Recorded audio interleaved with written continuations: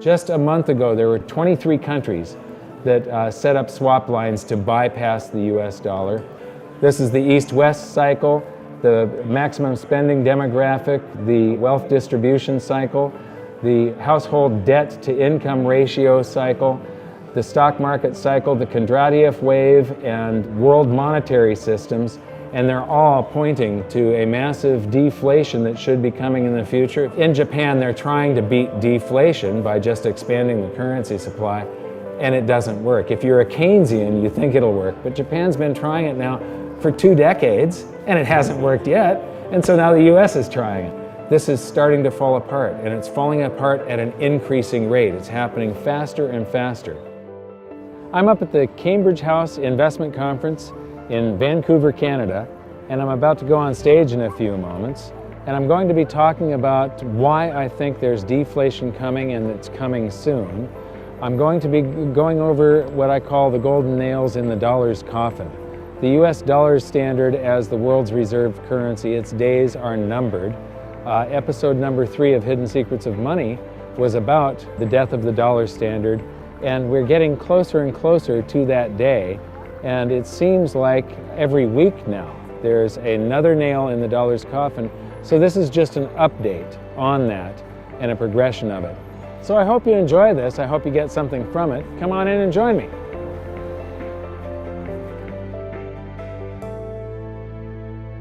So now we're going to get to the main presentation here.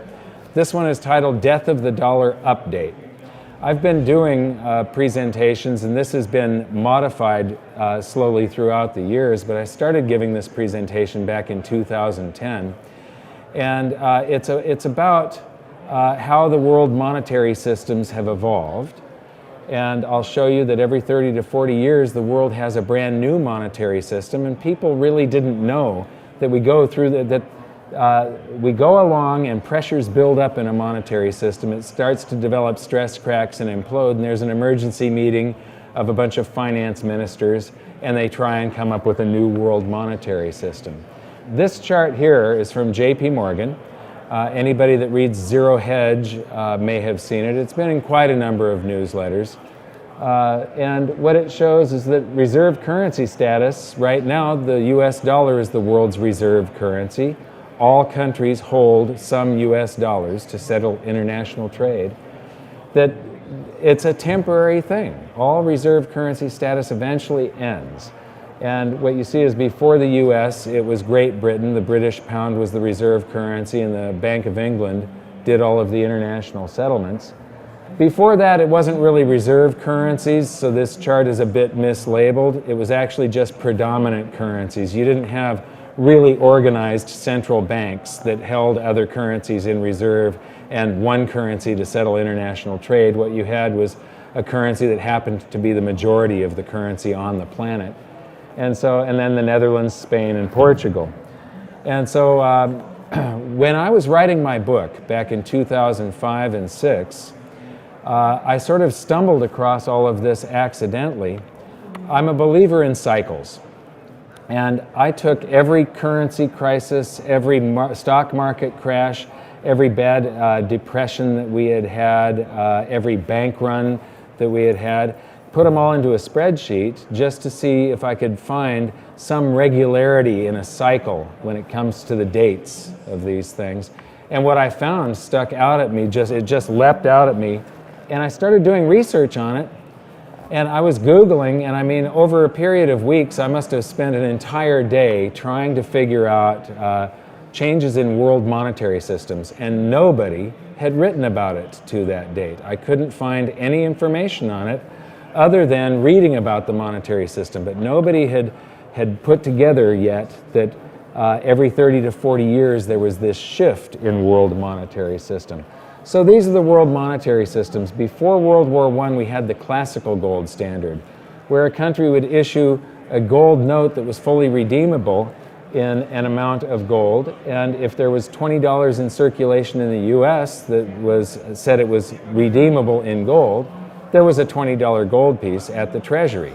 So it was a 100% reserve ratio, fully backed. And then along comes World War I, and countries lit up the printing presses, went off of the classical gold standard, and between the wars, they patched together something called the gold exchange standard. And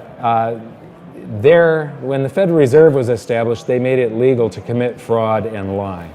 And they could put $50 of gold notes in circulation, promising to pay gold for every $20 gold piece in the vault. It was a 40% reserve ratio. And the international settlement was done with a combination. Before World War I, it was British pounds. After World War I, the world's central banks could hold British pounds, US dollars, British bonds, or US bonds as reserves, so it was a mixture. And it was a very poorly designed system, and it started to implode during the latter half of the Great Depression and then fully imploded during World War II. So in 1944, a bunch of the finance ministers from around the world got together, and economists at Bretton Woods, New Hampshire, and came up with something called the Bretton Woods system. During both wars, the US had loaned currency to all of the combatant nations to help them rebuild, and loaned currency to the Allies during the war to help fund the war. And so the world was sort of flooded with US dollars. So it was decided that at Bretton Woods, New Hampshire, that all the world's currencies would be backed by US dollars, and the US dollar would be convertible into gold to foreign central banks only at $35 per ounce. So this is a completely different system than the previous one, which was completely different than the one before that. And so any foreign central bank could go to the New York Fed and turn in $35 and get an ounce of gold back. And then the problem with that is that those countries actually did that. They came and cashed in their dollars. And when they cashed in their dollars, it meant gold was leaving the vaults of the US. And from 59 to 71, the US lost 50% of its gold. And the redemptions were increasing, not decreasing. And we were going to run out of gold, but we had printed tons of dollars. We only had about $1 worth of gold for every $8 worth of claim checks on gold, the base money that foreign central banks were holding that was outstanding. And so Nixon was forced to end the Bretton Woods system where the dollar was pegged to gold on August 15th of 71. But when he did that, he unwittingly unpegged all currencies. All currencies were pegged to gold and backed by gold, but through the US dollar. So when he severed that tie, it wasn't just the dollar becoming a fiat currency on August 15th of 71, it was the entire planet's currency supply. Every country on the planet was suddenly unpegged from gold. And the reason that we went on the US dollar standard globally is a complete accident. It wasn't, they did have something called the Washington Accord. There were meetings to try and create a new monetary system, but the new monetary system had already happened. It was a default. All the world had been flooded with dollars because of the wars and then the Bretton Woods system. And when they stopped the redemption rights, we just went on floating exchange rates, and we ended up with the US dollar standard. And it is the most poorly designed of all these currency systems. However, there is the reason that it's lasted for 43 years is because there's nothing waiting in the wings to take its place. The world being flooded with dollars meant that the dollar standard was sort of waiting in the wings when Bretton Woods imploded. But the result is that classical gold standard 30 to 40 years, the gold exchange standard 30 years, Bretton Woods 28 years, the US dollar standard 43 years plus, and there's something coming. And now we're going to get into what I call the nails of the coffin for the US dollar standard. But first, what is the US dollar standard? Well, if Canada wants to buy Chinese cars, you don't pay for them with Canadian dollars to China because nobody in China can use the Canadian dollars. They can't pay another business or get on the bus and pay in Canadian dollars. They've got to do it in yuan. So what happens is a car dealer here that's buying Japanese cars will convert the Canadian dollars into American dollars and pay the American dollars, and over in China they are converted into yuan because it's such a large and liquid pool of currency that all the other currencies can be instantly traded back and forth into and out of US dollars. So, everybody has their local currency that they use in each region, but when it comes to international trade, it's all done in US dollars. Every currency is converted into the US dollar. You pay another country, they convert that into their currency. Well, what has happened in the over the past decade, this is starting to fall apart, and it's falling apart at an increasing rate. It's happening faster and faster.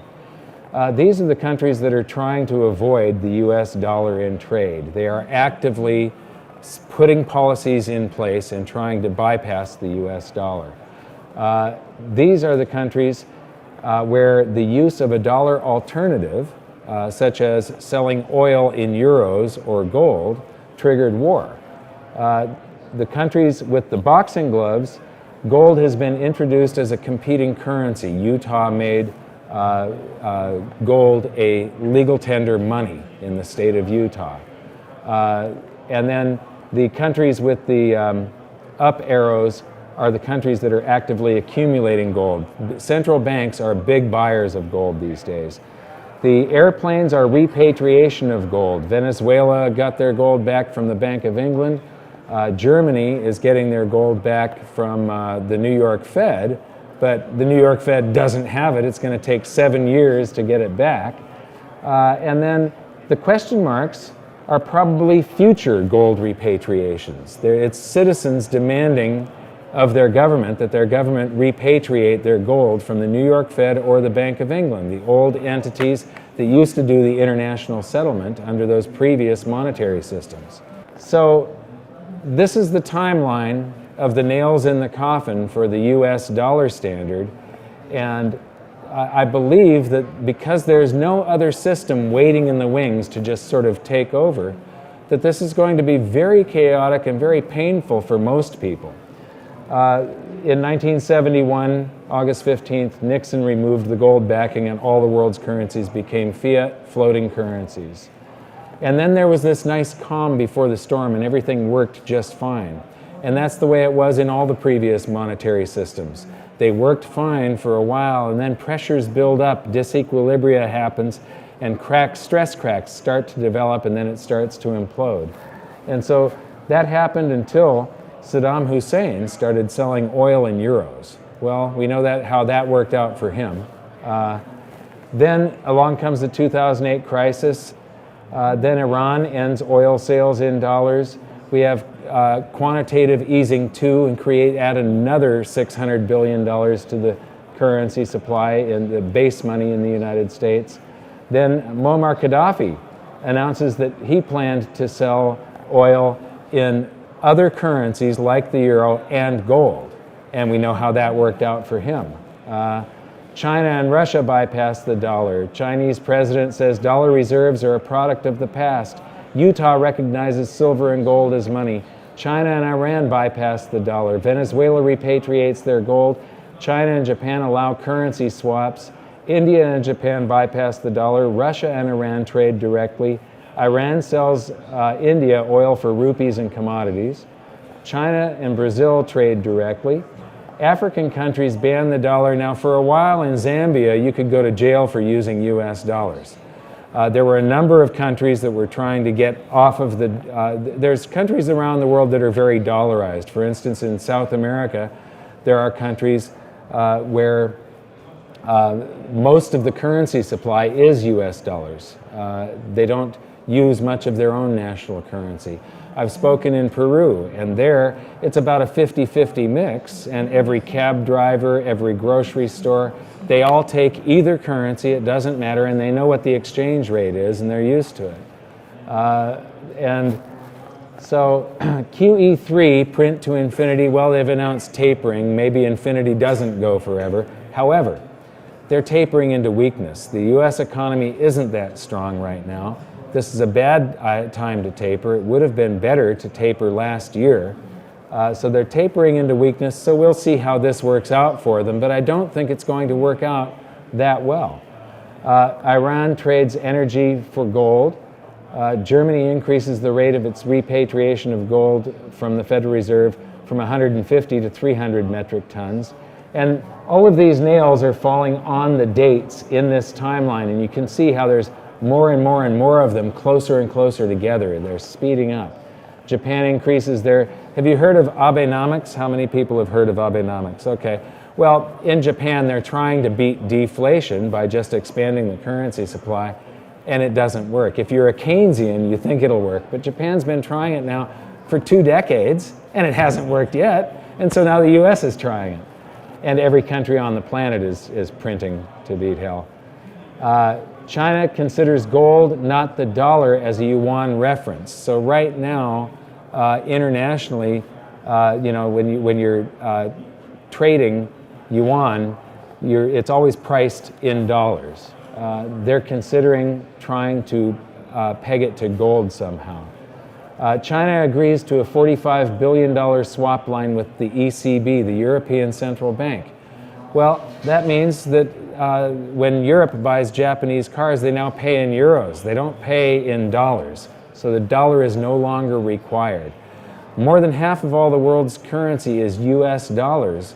More than half of those dollars reside outside the United States. They're sloshing around the planet in this international trade, and now countries are skipping the US dollar, so it isn't as necessary.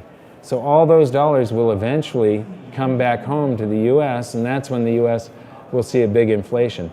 We saw a huge inflation of real estate back in the late 80s as Japan, with their big stock market bubble, came to the United States and bought up all of the prime real estate like Rockefeller Center and most of downtown Los Angeles. An enormous inflation in real estate. We're going to be seeing the same thing as all of these dollars that are used in international trade come home because they no longer need them around the rest of the world. Korea signed a deal with Indonesia for a currency swap agreement worth $10 billion. Australia does a currency swap deal with Korea and opens up a trading exchange for Chinese yuan. New Zealand does a currency deal with China. Just a month ago, there were 23 countries that set up swap lines to bypass the US dollar. I believe it was last week or the week before, Russia, China, and Iran decided to drop the dollar in bilateral trade. So these countries no longer have to settle in US dollars when they're settling between them. And while they were discussing that deal, they set up a meeting where China and Russia signed 30 agreements, and one of them is a $400 billion gas deal, and in all of these agreements, the US dollar is no longer required. And now, today, China and Japan launched that direct yen-yuan trading exchange. That happens today. And now the US government is getting in on the act of hammering golden nails in the dollar's coffin. The Foreign Account Tax Compliance Act goes into effect. As a Canadian, you can move anywhere in the world, and if you open a business in Peru or in Japan or somewhere in Europe, you pay tax on your residency. You're not going to pay tax to Canada. You pay tax in the country you live in. You can go to Singapore where tax rates are much lower.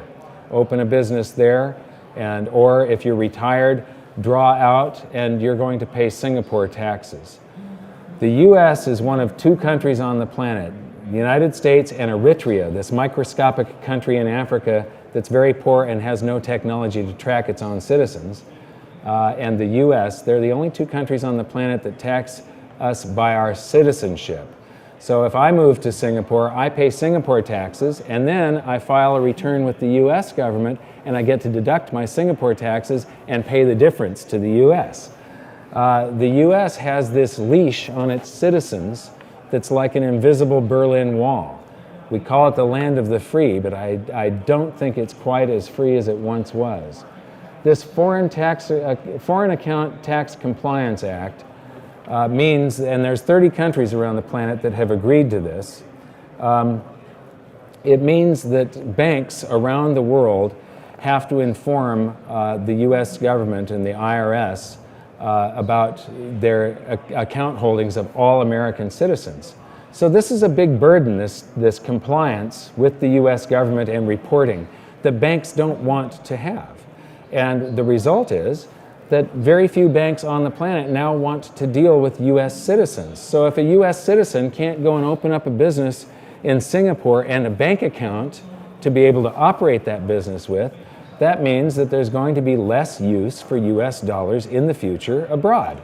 And so it's just one more nail in the coffin of the US dollar standard. US citizens are being tracked all over the world, and our government is intent on squeezing its taxes out of them. It's a few days later now, and I thought that this was so important that I should stop the video right here and elaborate on it a little bit. On July 1st, 2014, all foreign banks and financial institutions are supposed to start reporting all Americans with accounts of more than $50,000 to the IRS. Now, the foreign banks don't want to do this, but the IRS and the U.S. Treasury are forcing them to do it by threatening to freeze them out of the United States financial markets if they don't comply.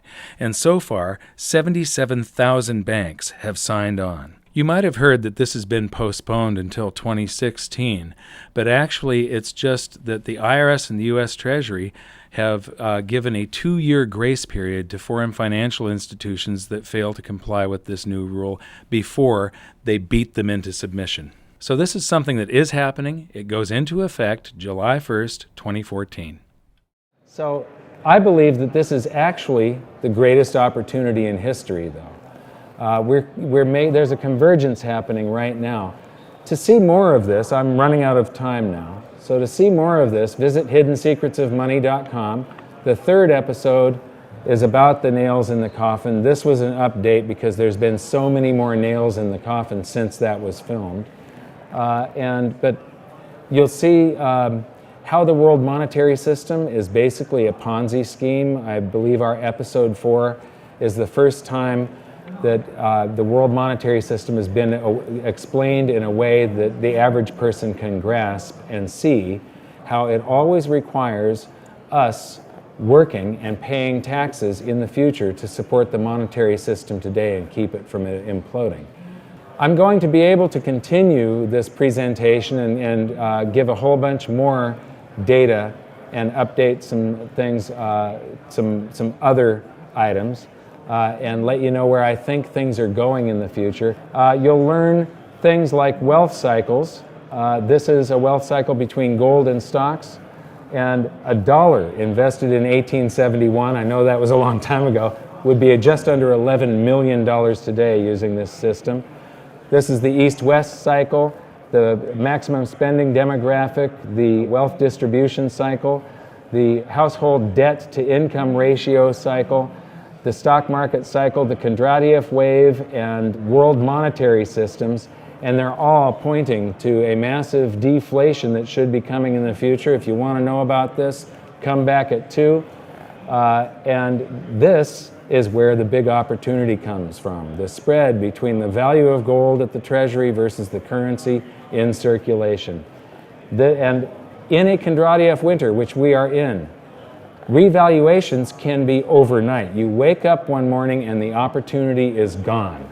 This is the Russian ruble, and you'll learn more about that and our own, in the United States, the currency devaluation that happened in 1933 at 2 p.m. here. Thank you very much. And these things are all deflationary events, and the world's central banks are trying to stave them off with currency creation. And it isn't working, no matter what they do. So I really think what you're going to see sometime before the end of this decade is a huge deflationary crash, and then countries will print their way right into hyperinflation, because what will happen is they'll print and nothing will happen. And they'll print and nothing will happen. Because as they print, people are still scared and they'll save that currency and they won't spend it. And they keep on printing, and in my book I wrote that like the US government could do helicopter drops. They could refund all the tax that you've ever paid in your entire lifetime. Eventually, there will come a time where people say, you know what?